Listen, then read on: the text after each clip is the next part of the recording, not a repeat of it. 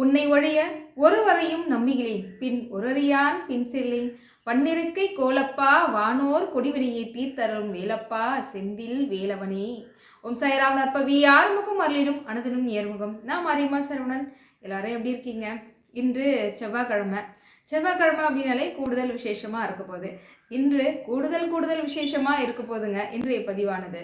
ஆமாங்க, நம்ம திருத்தணியில் நடந்த வேல்மாறல் பூஜையில் இன்னும் சொல்லிக்கிட்டே போகலாம் போல இருக்கு, அந்த அளவுக்கு அற்புதம். இருந்தாலும் இந்த ஒரு அற்புதம் நான் உங்களுக்கு சொல்லியே ஆகணும். அதுவும் நம்ம ராதா சகோதரிக்கு நடந்தது. உண்மையாக நாம் மனசார ஒரு விஷயம் செய்யணும்னு நினைக்கும் போது முருகனுடைய ஆதரவும் அவருடைய துணையும் எந்த அளவுக்கு இருக்குது அப்படின்னு கேட்டிங்க அப்படின்னா அசந்து போயிடுவீங்க. அதனால் வீடியோ பதிவு ரொம்ப உங்களுக்கு பிடிச்ச மாதிரி அமைய போகுது. வீடியோ பதிவுக்கு ஒரு லைக் பண்ணிட்டு வந்துருங்க. இப்போ நம்ம வீடியோக்குள்ளே போயிடலாம். அதோட பக்கத்தில் இப்போலாம் ஹைப் பட்டன்னு ஒன்று கொடுக்குறாங்க. அதை கொடுத்தீங்க அப்படின்னா இன்னும் நிறைய மக்கள் இடத்துல இந்த பதிவானது போய் சென்றடையும். அதையும் கொடுத்துறீங்களா? சரி, வாங்க நம்ம வீடியோக்குள்ளே போயிடலாம்.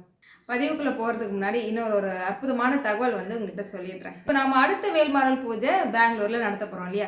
எப்போ நடக்க போகுது? இந்த மாதம், அதாவது டிசம்பர் 25 வியாழக்கிழமை ஷஷ்டி அன்னைக்கு நடைபெற போகுது. நான் அதுக்கான விளக்கம் சொல்லி என்னைக்கு எங்கே நடக்க போகுதுன்ற பதிவுலாம் கொடுத்துருக்கேன். பார்க்காதவங்க இந்த பதிவு தான் பார்க்குறீங்க அப்படின்னா இன்னும் கூடுதல் ஒரு சில தகவல் உங்கள்கிட்ட சொல்ல போகிறாங்க. அதாவது இது வரைக்கும் நாம் வேல்மாறல் பூஜை 5 முறை நடத்திட்டோம். இது 6வது முறை. இந்த முறையில் என்ன விசேஷம் அப்படின்னா, இது வரைக்கும் நம்ம வந்த பக்தர்களுக்கு நம்ம அன்னதானம்னு கொடுத்தது இல்லையா? ஆனால் இந்த முறை செய்யக்கூடிய வேல்மாறல் பூஜையில் வருகின்ற பக்தர்கள் மனசு மட்டும் இல்லை, வயிறு ரம்பி போகணும் அப்படின்ற அளவுக்கு அன்னதான ஏற்பாடும் நடந்துகிட்டு இருக்குங்க. அங்கே ஏற்பாடுகள் செய்துக்கிட்டு இருக்கிற அனிதாம்மா கண்டிப்பாக நம்ம அன்னதானம் கொடுத்துதாம்மா அனுப்புகிறோம் அப்படின்னு அதுக்கான வேலைகள் நடந்துகிட்டு இருக்கு. அதனால் உங்களால் முடிஞ்சது கைங்கரியம் வேல்மாறல் பூஜையில் அன்னதானம் கொடுக்கணும்னு இருக்கு இல்லையா? அந்த அன்னதானத்தை உங்களால் முடிஞ்ச கைங்கரியம் கொடுக்கணும்னு நினச்சிங்க கீழே கூடிய என்னுடைய வாட்ஸ்அப் நம்பருக்கு நீங்கள் தொடர்பு கொண்டு உங்களால் முடிஞ்சது என்னவோ அதை நீங்கள் தாராளமாக கொடுக்கலாங்க. சரியா? இன்னும் அந்த பூஜை சம்பந்தமான பல தகவல்கள் நான் அடுத்தடுத்து உங்களுக்கு பதிவில் நான் சொல்கிறேங்க. ரொம்ப சிறப்பான முறையில் அந்த வேல்மாறல் பூஜையும் நடந்தேறணும் அப்படின்னு சொல்லி நீங்கள் எல்லாரும் கூட்டு பிரார்த்தனையை வேண்டிக்கணும்னு நானும் கேட்டுக்கிறேங்க. முருகன் அருளால் எல்லாம் நல்லதே நடக்குமா? கவலி கொடுத்தாச்சு, சந்தோஷம். சரி, நாம் இப்போ நடந்து முடிஞ்ச வேல்மாறல் பூஜை, அதாவது நம்ம திருத்தணியில் நடந்தது. அதில் நடந்த நிறைய விஷயங்கள் நாங்கள் அதுக்கப்புறமா தான் உணர்ந்து பார்க்குறோம். முருகனுடைய கருணையை நினச்சி நாங்கள் வியந்து போயிட்டோங்க. என்னென்னா, நீங்கள் எல்லாரும் அமர்ந்து வேலுக்கு முன்னாடி விபூதி அர்ச்சனை செய்யணுன்றதுக்காக பாராயணம் பண்ணிட்டு இருந்தோம். ஏன்னா ஒரு சில காரணங்களால் நேரமாச்சுன்றதுலாம் உங்கள் எல்லாருக்கும் தெரியும். அதுக்கப்புறமா தான் அந்த பூஜை முடிச்சுட்டு வந்ததுக்கப்புறம் ஒரு சில சகோதரிகள் சொன்னாங்க, நீங்கள் மட்டும்தான் இது வரைக்கும் இந்த இடத்துல இவ்வளோ நேரம் அமர்ந்து பூஜை செய்திருக்கீங்கன்னா நீங்களாக தான் இருக்கோம் அப்படின்னாங்க. என்னன்னா, ஒரு 4-5 பேராக கும்பலாக பார்த்தீங்கன்னா கொஞ்ச நேரம் அங்கே அமர்ந்தாலோ நின்றுட்டு இருந்தாலோ உடனே போலீஸ்காரங்க ரவுண்ட்ஸ் வந்துட்டே இருப்பாங்க. எந்திரிங்க, கிளம்புங்க, போங்கன்னு சொல்லுவாங்க. ஆனால் நீங்கள் கிட்டத்தட்ட ஒரு அரை மணி நேரத்துக்கு மேலேயே எல்லாரும் அமர்ந்து அங்கே பாராயணம் செய்துட்டு இருந்தீங்க. அபிஷேகம் நடந்தது. எல்லாம் அந்த இடமே நாங்கள் எல்லாரும் அப்படியே ஆக்கிரமிச்ச மாதிரி எல்லாரும் அப்படி அப்படியே நின்றுட்டோம். அங்கே எல்லாம் பாராயணம் நடந்துட்டு இருந்தது. ஆனால் போலீஸ்காரங்களும் வந்தாங்க. ஒரு நிமிஷம் தான், வேற எதுவுமே சொல்ல முடியல. அவங்களால பார்த்துட்டு உடனே போயிட்டாங்க. அப்போதான் சொன்னாங்க, இதுவே முருகன் செயல் தான். இத்தனை பேரை நீங்கள் நிறுத்தி எல்லாரும் பாராயணம் செய்தது, வேலுக்கு அர்ச்சனை செய்தது எல்லாம் நடந்ததே முருகன் அருளால் தான் நினைக்கும் போது ஒவ்வொரு விஷயமும் அப்படி ஒரு பேரானந்தத்தை கொடுத்துச்சுங்க. அதில் நீங்கள் ஒரு விஷயம் நோட் பண்ணீங்களா? அங்கே வேலுக்கு விபூதி அர்ச்சனை செய்யும் போது ஒரு அம்மா மேலே சாமி வந்துச்சா? அதே போல் மண்டபத்தில் அரோகரா நம்ம 108 படித்தோம் இல்லையா? அப்போ ஒரு அம்மா மேலே சாமி வந்துச்சு. இது ஒரு சிலர் நீங்கள் நம்புவீங்க, நம்ப மாட்டீங்க. அது அவங்கவுங்களுடைய மனசை பொறுத்து தான். அதில் ஆனால் ரொம்ப வியந்த விஷயம் என்ன தெரியுமா?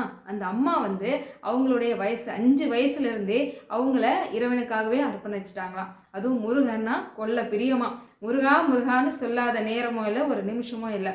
அப்பேற்பட்ட அந்த அம்மா, அதுவும் அந்த அம்மா சாப்பாடுன்னு சாப்பிட்டதே கிடையாதாங்க. அவங்க சாப்பாடு சாப்பிடவும் மாட்டாங்களாம். அதாவது 5 வயசுலேருந்தே இறைவனுக்காக அர்ப்பணித்த அவங்க அங்கே ஜடாமுடியோடு அவங்க மேலே சாமி அரோகரா கோஷம் போட்டது இதெல்லாம் கூடவே இருந்து, அதாவது முருகன் கூடவே இருந்து அந்த பூஜையை முழுக்க நிறைவு பண்ணிட்டு போன மாதிரி இருந்தது. ஏதோ கொஞ்ச நேரம் வந்துட்டுலாம் அவர் போகலை, முழுக்கவே அந்த பூஜை முழுக்கவே அவர் இருந்து கலந்துக்கிட்டு எல்லாருக்கும் ஆசைகள் வழங்கின மாதிரி இருந்தது. அதில் ஒரு அக்கா கேட்டாங்க, அந்த பூஜையெல்லாம் உங்களுக்கு பிடிச்சிருக்கா, ஏற்றுக்கிட்டீங்களா முருகான்னும் போது ரொம்ப சந்தோஷம், நான் ஏற்றுக்கிட்டேன் அப்படின்னு அந்த அம்மா வாயால் சொன்னதெல்லாம் கேட்கும்போது ரொம்ப நிறைவாகவே இருந்தது. அவங்க ஜடாமுடி போட்டிருந்தது எனக்கு ஈசன் அங்கே வந்த மாதிரி என் மனசுக்குள்ள அப்படி ஒரு சந்தோஷத்தையும் கொடுத்தது.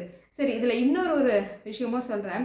நம்ம வேல்மாறல் பாராயணம் செய்யும் போது பார்த்திங்கன்னா துதிக்கும்படியாக இருக்குது அப்படின்னு சொன்ன உடனே முருகப்பெருமான் மேலே இருந்த கந்தர் அனுபூதி மாலை விழுந்ததுன்னு நான் சொன்னேன். அந்த மாலையிலுமே அப்படி ஒரு நடந்திருக்குங்க.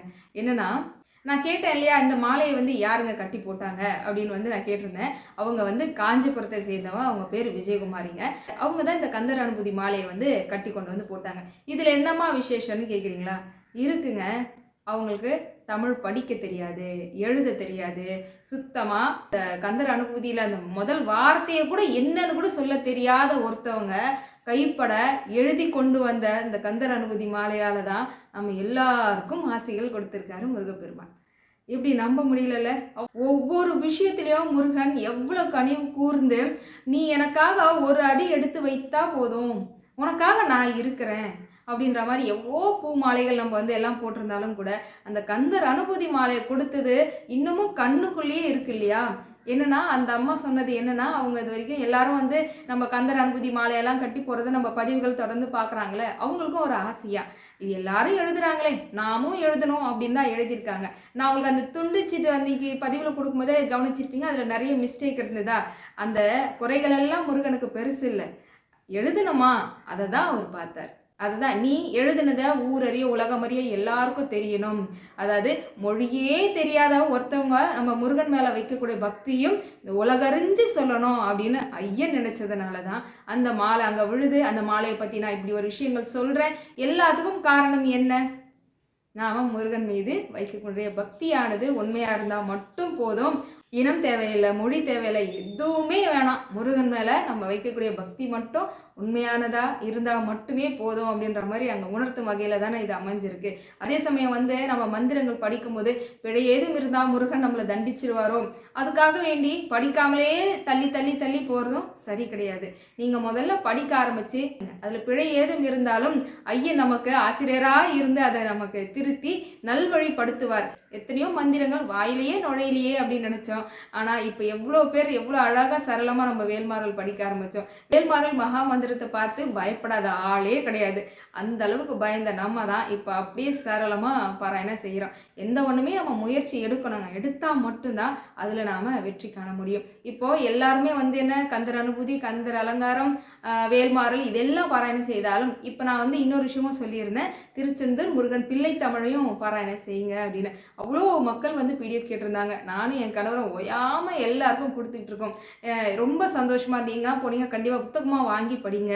திருச்செந்தூர் பிள்ளை தமிழ் வந்து படிப்புக்கு அவ்வளோ ஒரு உரிதான அற்புதமான மகா மந்திரமா. ஒரு சில சகோதரிகள்லாம் சொன்னாங்க, இது நாங்கள் 10th படிக்கும்போது 7th படிக்கும்போதெல்லாம் வந்து தமிழில் வந்துச்சுங்க, இந்த பிள்ளை தமிழை எழுதி தான் 100க்கு 100 மார்க்கே வாங்கியிருக்கிறோம் அப்படின்னாங்க. படிப்புக்கும் மிகவும் பிரதானமாக இருக்கக்கூடிய மந்திரம் அப்படின்னா திருச்செந்தூர் பிள்ளை தமிழ். நாம் படிக்கும்போது எதுவுமே கஷ்டமாக தான் இருக்கும். அதை உணர்ந்து பாராயணம் செய்யும் போது முருகன் நம்ம பக்கத்திலேயே அமர்ந்து கேட்பாருன்றதே யாரும் மறந்துடாதீங்க. சரி, நம்ம இவ்வளோ அற்புதங்கள் நம்ம திருத்தணியில் நடந்த வேல்மாறல் பூஜையில் இன்னமும் இருக்கு சொன்னால் அந்த அளவுக்கு நடந்துச்சு. சரி, இப்போ நம்ம அடுத்ததா ராதா சகோதரிக்கு நடந்ததை கண்டிப்பாக கேட்டாகணும். ஒவ்வொரு பூஜையிலுமே வந்து இதை இப்படி செய்யணும் அப்படி செய்யணுன்ற ஒவ்வொரு எண்ணங்கள் வந்து மனசுக்குள்ளே ஓடிட்டுருக்கோம். அப்படி தான் வந்து நான் பண்ணிகிட்டு இருப்பேன். அதே போல தான் இந்த பூஜையில் வந்து அந்தந்த இடத்துல இருந்து எடுத்து செய்யக்கூடியவங்களும் ஒவ்வொரு ஏற்பாடுகள் செய்யணும் அப்படின்னு வந்து மனசுக்குள்ளே நினைக்கிறது போலவே ராதா சகோதரிக்கு ஒரு ஆசை என்னென்னா, வரக்கூடிய பக்தர்களுக்கு வந்து நம்மளால் முடிஞ்சது சஷ்டி கவசம் வந்து புத்தகம் வந்து கொடுக்கணும் அப்படின்னு நினைக்கிறாங்க. இப்போ என்னன்னா, ஆசை மட்டும் இருந்தால் போதுமா? அதுக்கு உண்டான பணம் வேணும். அது முதல்ல எங்கே அடிப்பாங்க, அது என்ன ஏது எவ்வளோ விஷயங்கள் இருக்குல்ல. மனசில் ஆசை மட்டும் இருந்தால் போதுமா வரக்கூடிய பக்தர்களுக்கு சஷ்டி கவசம் கொடுக்கணும்னு? ஆனால் இந்த ஆசையை அவங்க எங்கே சொல்கிறாங்க? முருகன் இடத்துல சொல்கிறாங்க. முருகா, எனக்கு வந்து சஷ்டி கவசம் புத்தகம் வரக்கூடிய பக்தர்களுக்கு ஒரு 100-150 அடித்து கொடுக்கணும்னு நினைக்கிறேன். எனக்கு என்ன பண்ணுறதுன்னே தெரில முருகா அப்படின்னு வீட்டில் இருந்து புலம்பிக்கிட்டு இருக்காங்க. அப்போ மனசுக்குள்ளே ஒரு எண்ணம், நீ கிளம்பி என்னை பார்க்க வா, திருத்தணிக்கு வா அப்படின்னு முருகன் கூப்பிடுறாரு. மனசுக்குள்ள வந்து இவங்களுக்கு தோன்றது தெரியுது, முருகன் நம்மளை கூப்பிடுறாரு. ஆனால் என்ன சொல்கிறாங்கன்னா, முருகா என் கணவர் இல்லை, நான் என்னால் தனியாக போக முடியாது. யாராவது ஒருத்தவங்க வந்து என்னை கூப்பிட்டாங்க அப்படின்னா நிச்சயமாக நீயே தான் என்னை கூப்பிட்றதா நினச்சி நான் வரேன் அப்படின்னு இவங்க சொல்லி வாயை கூட மூடலை.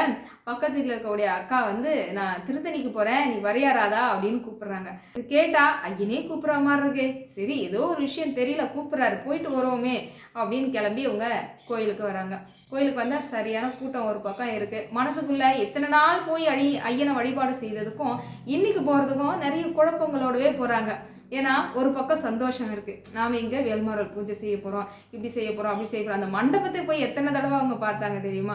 இப்படியெல்லாம் அவங்க மனசுக்குள்ளே 1000 கோட்டையை கட்டிக்கிட்டு அங்கே கோயிலுக்கு போகிறாங்க. வரிசையில் நின்று ஐயனை பார்க்கும்போது இதை தான் நினச்சிக்கிட்டு புலம்பிக்கிட்டே போகிறாங்க. அதோட சண்முகர்கிட்ட வராங்க. சண்முகர்கிட்ட வந்து சஷ்டி கவசம் இவங்க பாராயணம் செய்கிறாங்க. செய்துட்டு ஐயன்கிட்ட கேட்குறாங்க, நான் என்ன பண்ணுறதுன்னு தெரியலையே ஐயா அப்படின்னு கேட்டுட்டு இருக்கும்போது ஒரு அம்மா வராங்க. அவங்க கையில் சஷ்டி கவசம் புத்தகம் வந்து கொடுக்குறாங்க. அது ஒரு படைக்கு உண்டான சஷ்டி கவசம் இல்லை, 6 படைக்கும் உண்டான சஷ்டி கவசம் புத்தகம். அதுவும் சின்னதாக நல்லா கை கடக்கமாக இருக்குது. அதை பார்த்ததும் உடனே ஒரே சந்தோஷம். உடனே எந்திரிச்சு கேட்குறாங்க, அம்மா இந்த புத்தகம் எங்கே அடிச்சிங்க, எவ்வளோ ரேட்டு, இது எப்படி வாங்குங்க, என்னென்னமோ இவங்க கேட்குறாங்க. அதுக்கு அவங்க வந்துட்டு, அம்மா எனக்கு ஒருத்தவங்க கொடுத்தாங்க, 2 புக்காக இருக்கேன்னு உங்களுக்கு ஒன்று கொடுத்தேன், அவங்க வெளியே நின்று தான் கொடுத்துட்டு இருந்தாங்க, நீங்கள் வேணால் போய் கேட்டு விசாரிச்சு பாருங்க அப்படின்னு சொல்கிறாங்க. இவங்களுக்கு வந்து ஒரு பக்கம் ஒரே சந்தோஷம். அங்கே சண்முகர்கிட்ட நின்று நாம் என்ன சொன்னாலும் அவர் கேட்பாரு. எனக்கும் பெரிய அற்புதம் நடந்தது. நான் அதை குரூப்லேயும் சொல்லியிருந்தேன். உண்மையாக சொல்கிறேங்க, நீங்கள் எப்போ போனால் எந்த கோவிலுக்கு போனாலுமே சரி, சண்முகர்கிட்ட ஒரு நிமிஷம் நின்றுடுங்க, ஐயன்கிட்ட சொல்லுங்களேன், அது ஏதாவது ஒரு விஷயத்த வந்து உடனே அதை நிவர்த்தி வச்சிருவார். இவங்க அதே போல் அவங்க சண்முகர்கிட்ட இருந்து மனசுல இருந்து குறையெல்லாம் சொல்லி சஷ்டி கவசம் பாராயணம் செய்தாங்கல்ல, அதுக்கு தான் ஒரு பெரிய அற்புதமே அங்கே நிகழ்த்துறாரு. என்ன பண்ணுறாங்க, உடனே அவங்க எங்கே இருப்பாங்க என்னன்னு தெரியலையேன்னு ஓடுறாங்க. சரியான கூட்டம், இங்கே இருந்தாங்க அங்கே இருந்தாங்கன்னு தேடி தேடி கண்டுபிடிச்சி எப்படியோ ஒரு வழியாக பார்த்தா ஒரு அம்மா வந்து நின்றுக்கிட்டு இருக்காங்க. அவங்க கையில் புத்தகமும் வச்சுக்கிட்டு இருக்காங்க. இவங்க ஓடி போய் கேட்குறாங்க, அம்மா இந்த புத்தகம் எங்கே வாங்கினீங்க, எவ்வளோ ரேட்டுங்கம்மா, எனக்கு கூட இது போல் கொடுக்கணும்னு ஆசை, நாங்கள் இந்த மாதிரி வேல்மாறல் பூஜை இங்கே செய்ய போகிறோம், அதுக்காக கொடுக்கணும்னு நினச்சிக்கிட்டு இருக்கோமா அப்படின்னு சொல்லி இவங்க கேட்க, அதுக்கு அவங்கள, என்னம்மா உனக்கு என்ன சஷ்டி கவசம் புத்தகம் கொடுக்கணும் அவ்வளோதானே, இந்தா வச்சுக்கோ நீயே கொடு அப்படின்னு கொடுக்குறாங்க. கொடுக்குற புக்கு 1 இல்லை 2 இல்லை, எத்தனை புக் கொடுத்துருப்பாங்க நீங்கள் நினைக்கிறீங்க? 150 புக்கு தூக்கி கையில் கொடுக்குறாங்க. முருகனுடைய அற்புதத்தை நினச்சி பாருங்க. நீ இங்கே ஓடணும் அங்கே ஓடணும், என்ன வேலை எப்படி வாங்கணும்லாம் நீ கஷ்டப்பட்டுக்கிட்டு இருக்காத, நான் உனக்கு கொடுக்குறேன், நீ என்ன என் பக்தர்களுக்கு தானே கொடுக்கணும்னு நினைக்கிறேன், நீ கொடு அப்படின்னு அந்த அம்மா தூக்கி 150 புக்கை தூக்கி இவங்க கையில் கொடுக்குறாங்க. இவங்களுக்கு வந்து படப்படன்னு ஆகுது. அம்மா என்ன இது, மொத்த புக்கை எடுத்து என் கையில் கொடுத்துட்டீங்களே, எவ்வளோ ஆகுது என்னன்னு வேணா சொல்லுங்கம்மா, நான் வேற கொண்டு வராமல் போயிட்டேனே அப்படின்னு இவங்க புலம்ப. நீ இதெல்லாம் புலம்பாத, நீ என்ன கேட்ட, புத்தகம் கொடுக்கணும்னு நினச்சியா, இந்தா வச்சுக்கோ நீயே கொடு வேல்மாறல் பூஜையில், எனக்கு சந்தோஷம்தான் அப்படின்னு அவங்க சொன்னாங்களாம். இது மட்டும் கிடையாதுங்க, ஒரு 15 புக்கு இருக்கும், அதாவது திருவாசகம் புக்கையும் எடுத்து கையில் கொடுக்குறாங்க. நீ இதோட சேர்த்து யாருக்கெல்லாம் உனக்கு கொடுக்கணும்னு தோணுதோ ஈசன் உணர்த்துவார், அவங்களுக்கு மட்டும் நீ திருவாசகம் புத்தகத்தையும் கொடு அப்படின்னு ஒரு 15 புக்கு தூக்கி கையில் கொடுக்குறாங்க. சொன்னேன் இல்லையா, நம்ம இந்த வேல்மாறல் பூஜையில் ஈசனுடைய அருள் பரிபூர்ணமாக நிறைஞ்சிருந்ததுங்க அப்படின்னு நான் சொன்னேன்ல, அதே தான் அவங்க திருவாசகமும் கையில் கொடுக்குறாங்க, சஷ்டி கவச புத்தகமும் கையில் கொடுத்து உன் விருப்பம் போலவே நீ பூஜையில் வச்சு கொடு அப்படின்றாங்க. இவங்களுக்கு ரொம்ப சந்தோஷம். அம்மா நீங்கள் எதுவுமே வாங்கிக்காமல் வந்து கொடுக்குறீங்களே அப்படின்னு இவங்க சொல்ல, உன் கையால் எனக்கு ஒரு டீ மட்டும் வாங்கி கொடு அப்படின்றாங்க. சரி இவங்களை கூட்டிகிட்டு போய் அவங்க டீ வாங்கி கொடுத்துருக்காங்க. அவங்க டீ குடிச்சிருக்காங்க. அதோட எனக்கு ஒரு ஜபமாலை வாங்கிக்கணும்னு ஆசை, நீ வாங்கி தெரியா எனக்கு அப்படின்னு அவங்க கேட்குறாங்க. சரிம்மானா அவங்களுக்கு ஒரு ஜபமாலை வாங்கி கையில் கொடுத்துருக்காங்க. அவங்கள பார்க்க எப்படி இருந்தாங்களாம் தெரியுமா, அப்படியே சாட்சாத் ஔவையாரை பார்த்தா எப்படி இருப்பாங்களோ அதே போல் உடல் அமைப்பில் நெத்தி நிறைய பட்டை, கழுத்து நிறைய ருத்ராட்சத்தோடு வந்து நின்னா அவங்கள போலவே இருந்தது, ஔவையார் போலவே இருந்தது அப்படின்னும் அவங்க சொன்னாங்க. முருகன் எப்படியாவது யார் மூலமாவது நம்ம கேட்குறத கொடுத்தே ஆகணும். அதை அவர் என்ன நினைக்கிறாரோ அந்த உருவத்தில் அவர் வந்து நமக்கு செய்ய தானே செய்வார். அது போன்ற ஒரு மிகப்பெரிய ஒரு அற்புதம் தான் அம்மாவுக்கு நடந்திருக்கு. அந்த புத்தகம் வந்து நம்ம அங்கே வேல்மாறல் பூஜையில் வச்சு கொடுத்தாங்க. அது மட்டும் இல்லை, அவங்க வந்து மஞ்சள் குங்குமம் கயிறெல்லாம் வச்சு எல்லாருக்கும் கொடுத்தாங்க. அவங்க கொடுக்கும்போது அந்த முகத்தில் இருந்த அந்த சந்தோஷத்தை மட்டும் கொஞ்சம் பாருங்களேன்.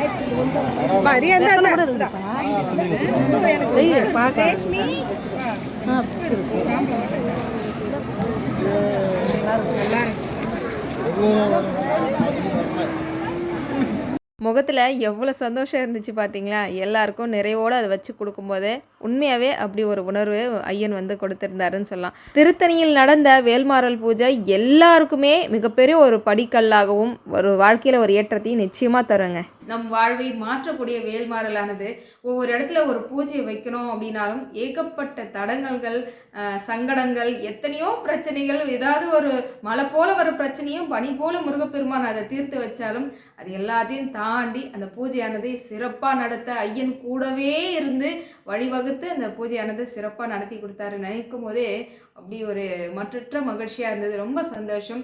இப்போ அடுத்ததாக நம்ம செய்யக்கூடிய வேல்மாறல் பூஜைக்கும் ஐயனோட அருள் பரிபூர்ணமாக இருக்கணும். அங்கே வருகின்ற பக்தர்களாகட்டும் எல்லாரும் வந்து லைவ் கேட்குறீங்க. அதுக்கான வசதி வாய்ப்பை முருகன் இன்னும் கொஞ்சம் ஏற்படுத்தாமல் இருக்கார். அதுவுமே நடந்துச்சு அப்படின்னா கண்டிப்பாக வந்து லைவ் போடுறோம். அந்த பூஜையில் வந்து நம்ம எல்லாரும் நம்ம குருவர்களோடு சேர்ந்து முருகனோட அருளை பெற போகிறோம். அவங்க வளராதவர்கள் வரப்போகிறாரு, நம்ம முருகன் வரப்போகிறாரு. செம்மையாக ஜமாய்க்கு போகிறோம். அந்த பூஜையை வந்து ரொம்ப எதிர்பார்ப்போடு காத்துக்கிட்டு இருக்கேன். எல்லாம் சிறப்பாக நடக்க நீங்கள் எல்லாருமே வந்து முருகனிடம் வேண்டிக்கோங்க. முடிஞ்ச வரைக்கும் எல்லாரும் வந்து கலந்துக்கோங்க. உங்களால் முடிஞ்ச கைங்கரியமும் கொடுக்கணும்னு சொல்லி அன்போடு கேட்டுக்கிறேன். இதே போல் அடுத்த ஒரு பதிவில் வந்து நான் உங்களை சந்திக்கிறேன். வேல்வேல் வெற்றிவேல், வேல்வேல் வெற்றிவேல், சுற்றி வந்து நம்மை காக்கும் சுப்பிரமணிய வேல். சத்தியமாவது சரவண பவவே. ஓம் சாய்ராம்.